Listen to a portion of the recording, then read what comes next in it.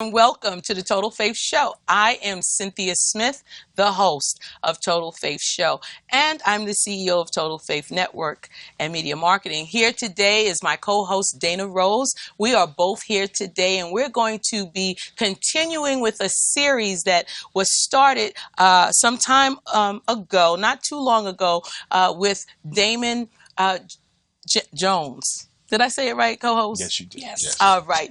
Damon Jones. I don't want to get the name mixed up because there's a lot going on around us in our communities, in our region, in our nation, as well as in our world. And it all has to do with law enforcement. And we have Damon Jones here with his peers, his colleagues. And today we are going to talk with both Damon Jones as well as, and I want to just get the names correctly. I don't like to mispronounce names, but the names are, and let me get it right. Let me put on my glasses, get it right. And we have with us today in the studio with us retired Detective Sergeant Anthony Mitchell and former White Plains officer Michael Hannon, along with Damon Jones, who they're both and all of them are part of and involved in Blacks in Law Enforcement of America. And today we're going to continue this dialogue, and we're going to talk about what it's like being a Black man in law enforcement and what it means, especially during this time and during this particular season, if you will. Basically, it's an era, but we're going to talk about what the problem is, what the root is, and then we want to talk about how can we take first steps to the solution. Welcome to the show. Thank you. Dana and I, we are really we really put this together here, and we got some great questions for you all because we really want to not only inspire our viewers, but we want to educate them as well. Yes. And not only do we want to educate them, but we want to even challenge some of them, right? Because we know that it's important, especially, with our goal, and the goal of Total Faith Network is to empower people to win. So that's why I asked you all to come, and I'm really prayerful that we'll be able to touch some lives through this dialogue and this series of what Blacks in law enforcement have to endure and why is it so much turmoil right now. Okay. And with that said, Damon, please introduce your two colleagues and how the three of you have come together for this time. Well, I've known Brother Mitchell here we go back for a long ways. We're brothers in the Masons, and we are law enforcement. Mm-hmm. So our families are close. And Mike Hannon, he became a member, and we've been helping him try to bring a better relationship between law enforcement and the White Plains community. And just dealing with the issues in Westchester, and he has been a great asset to the organization as well, supporting other officers in need and helping the community. Yeah. Well, I know the last time when you were on the show, mm-hmm. we talked about Blacks in Law Enforcement of America and how long the agency has been around, right? And the plight of even just being an officer, right. And how many people don't even understand what that takes or what it took to even be in a blue uniform to protect and serve the community, which is the oath that all of you took. Right. And then to be part of a situation, if you will, or what seems to be and has always seems to have been, the race card, if you will. Right. And I mean, it is what it is. Yes. But let's talk about how difficult it must be. And then to have, Blacks in Law Enforcement of America to be, we hope, the answer among all the other agencies that also do what you do. You want to give a shot at that, Mitchell? Or? Well, one of the most difficult things in coming into law enforcement was the misconception that it was all fair. The first thing you look at is believing that, you're coming into an organization that's supposed to do right, that's supposed to right the injustices in the world. and your assumption is that when you walk through the door, you know, everything and everyone in there is going to be fair about how they treat you, how they treat people around you. And unfortunately, it's a very shocking reality when you find out that Wow. that's not the case. There's a lot of nepotism. There's a lot of biases. And I can't say that about all officers. Let me be clear on that. For the most part, most officers are very fair-minded. But it seems that in a lot of the departments, it's the bad officers that seem to, and it's a small amount, but they seem to monopolize the department. No matter what they do, they get promoted. No matter what they do, they get the training. No matter what they do, they get awarded for their negative behavior. A lot of the situations that I put analogies to is like a kid in a candy store.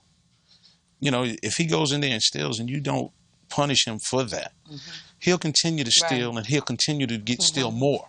That's right. So if you have officers that are not following the guidelines, following the rules, then what you'll tend to have is an officer that's out of control. So what it sounds like, Damon, is that this is not something new. No. This is something that has been.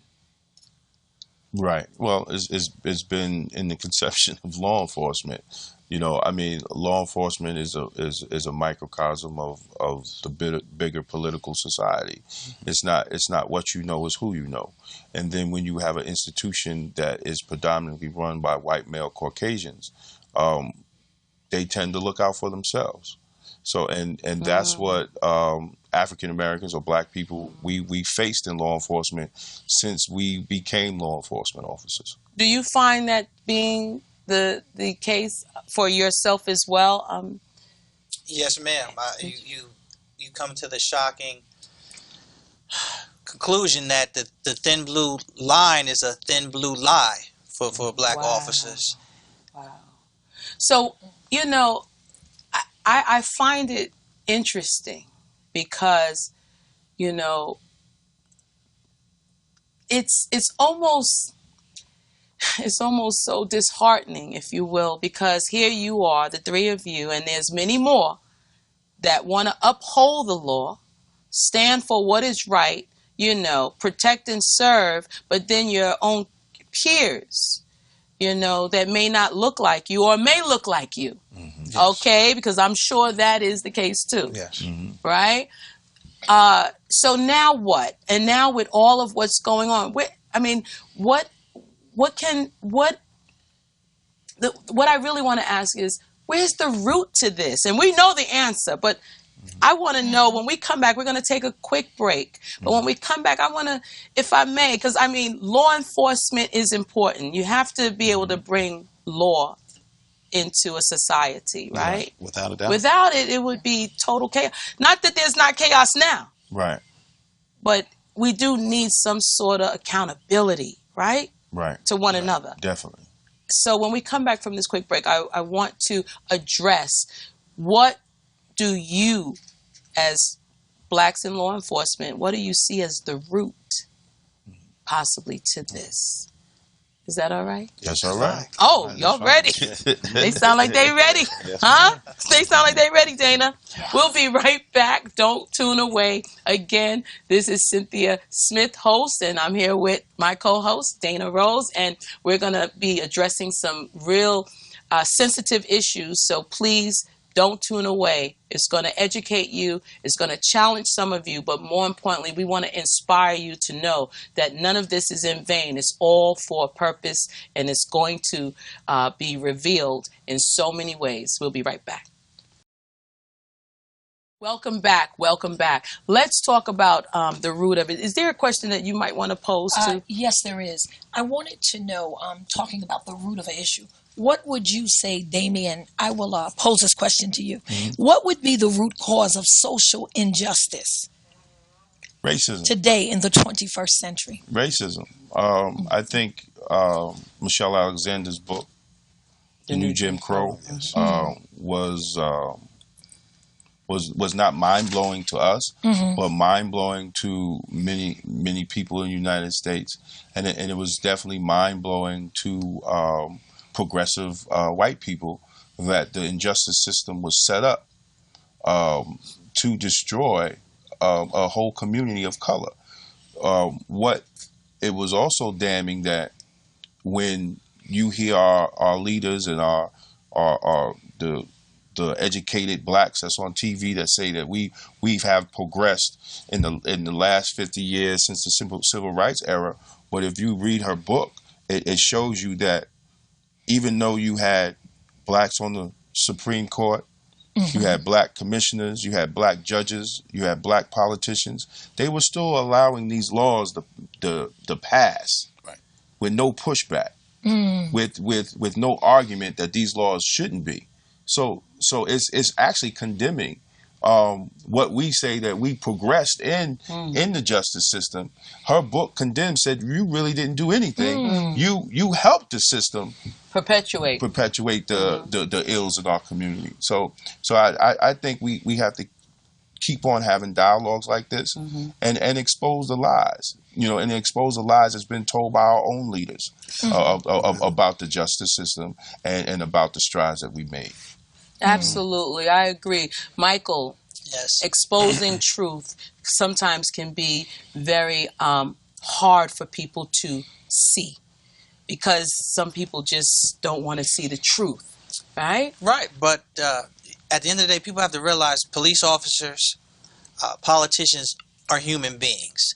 So before they took that oath, before they had their 40 hours of sensitivity training in the police academy, they are who they are. They have their biases, they have their fears, they have their limitations.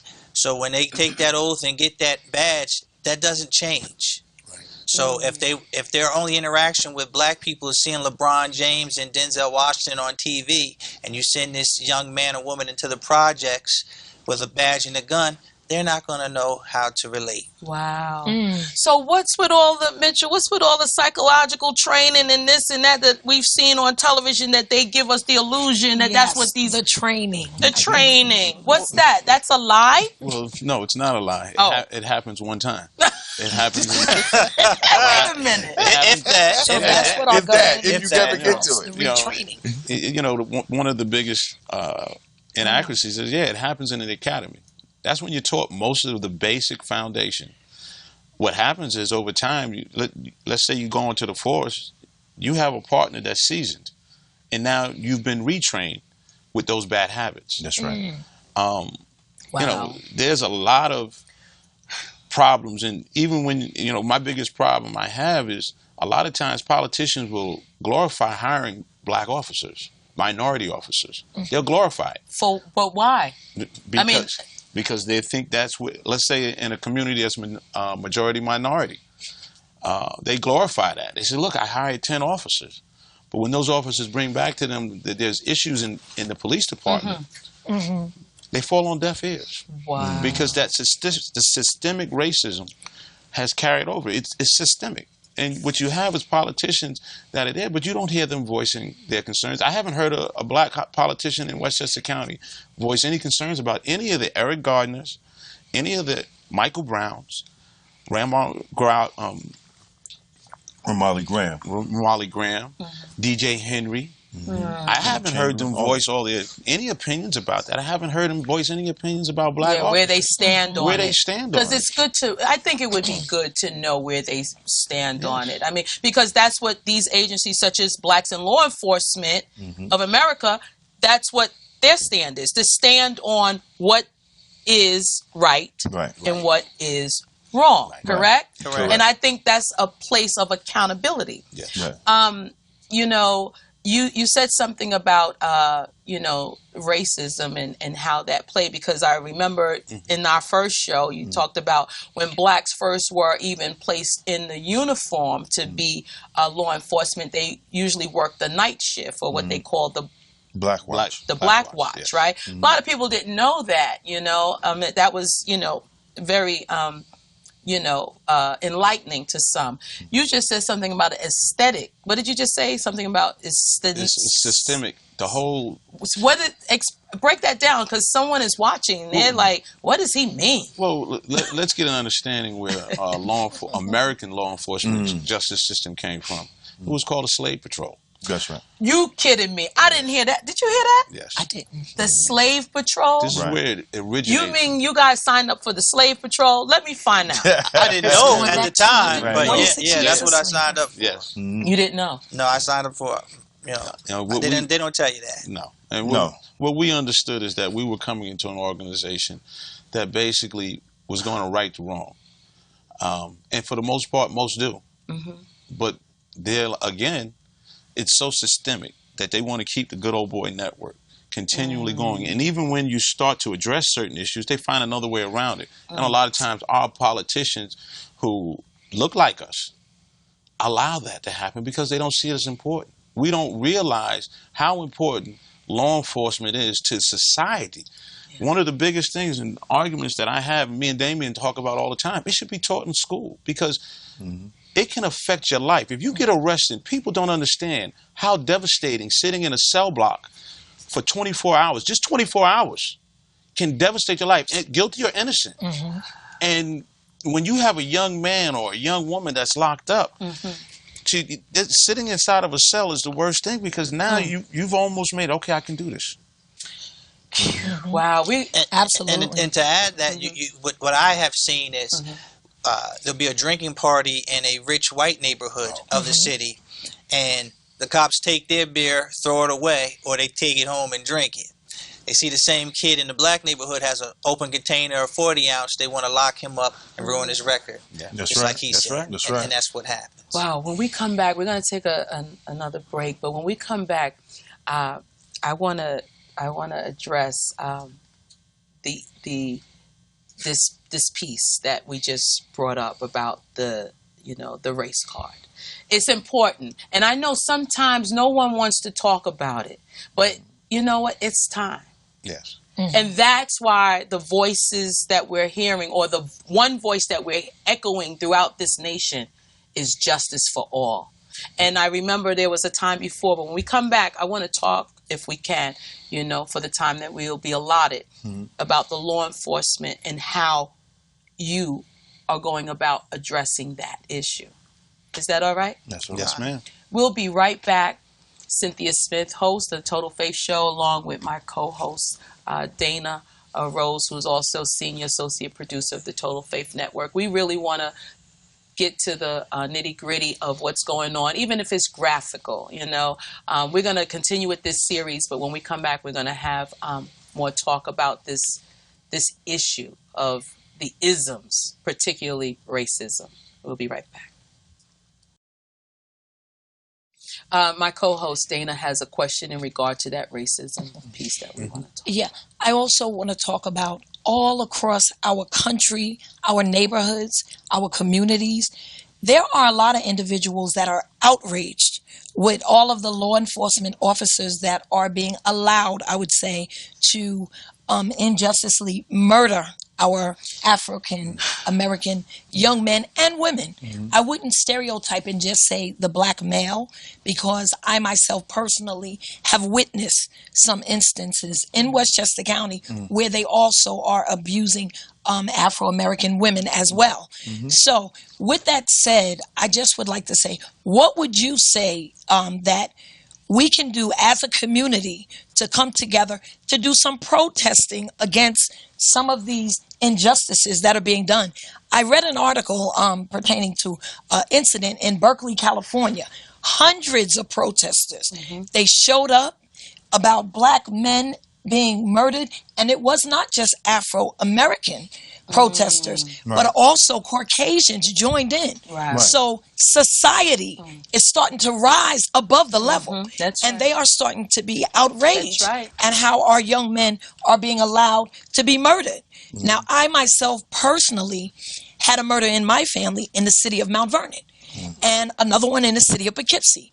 So another one of my questions, the response time to the police officers and the detectives to come to our urban neighborhoods in the middle of the hood, if you would say, these areas that are disenfranchised, these areas that are low economic on the scale. And the response time, many of the medical examiners said, had they been medically cared for earlier. Like They would have maybe, lived. yes, the response time I found, because white officers showed on the scene, I found the response time was delayed as opposed to our other neighborhoods. In Scarsdale, in Harrison, in Hartsdale, those neighborhoods, when they get a call, 911 call, there's been a murder, there's been a shooting, the response is just, I mean, it's just over the top. Right. So Mount what do you Vernon, there are certain neighborhoods where the police officers, they do not respond in a timely fashion. And when they do, like you, they would prefer to send an Afro-American in the middle of the project. So what do you all say to, how would you, respond to, what can we do as a community? You're law enforcement. Right. So your plights are just as hard as ours. So Right. what do you say to that? And first of all, I commend the protesters for coming out. Right. Protest is needed, but how many of those protesters vote?